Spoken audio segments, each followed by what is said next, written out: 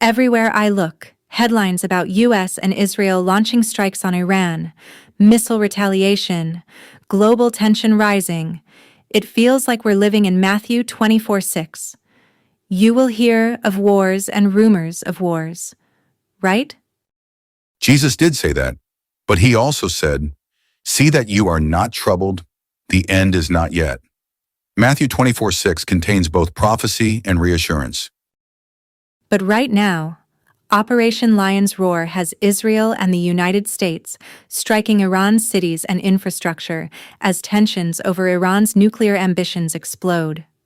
Iran is responding with missile attacks toward Israel and U.S. bases in the region.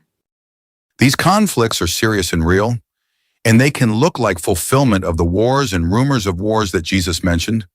But Jesus wasn't saying every conflict is the immediate end. He was saying wars will happen and spread, yet the end is still to come. So the current conflict between America, Israel, and Iran isn't automatically the end? Not necessarily. Wars and rumors of wars have happened throughout history, from ancient times to today. And Jesus used this pattern to prepare his disciples for ongoing global turbulence before his return. Why would Jesus mention this if it wasn't relevant to our time? Two reasons. First, wars reveal the brokenness of the world. Human sin, pride, and fear fuel conflict. Even nations act out of self-interest, power, or perceived threats.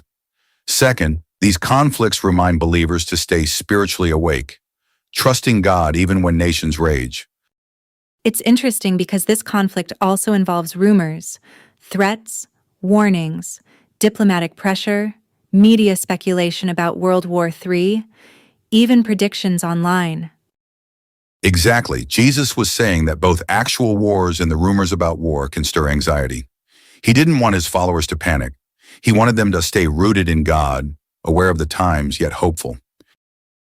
So what should believers do when seeing world powers clashing, like the US and Israel striking Iran? This gets to Matthew 24:8. All these are but the beginning of birth pains. The increase in conflict doesn't mean immediate doom. It means history is moving, and believers must live with faith, courage, and readiness. That's a different perspective. Instead of fear, this is a call to faith? Yes, wars and rumors aren't the final chapter yet. They're part of a fallen world story, but God is still sovereign over all nations. Believers are called to pray for peace, to share the gospel, and to remain steadfast, knowing Christ is the Prince of Peace, the one who will ultimately end all wars. So rather than living in fear of headlines, we anchor in Christ and pray for peace. Exactly.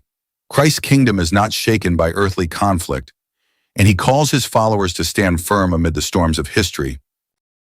When nations rise and missiles fly, when headlines scream of war between America, Israel, and Iran, remember what Jesus said in Matthew 24:6. See that you are not troubled. Wars and rumors of wars are not the final word. They are reminders that this world is broken, but not abandoned. God is still sovereign over presidents, prime ministers, and armies. So don't let fear shape your faith. Let prophecy strengthen it. Pray for peace. Stand firm in truth. And remember, while kingdoms clash on earth, Christ's kingdom remains unshaken.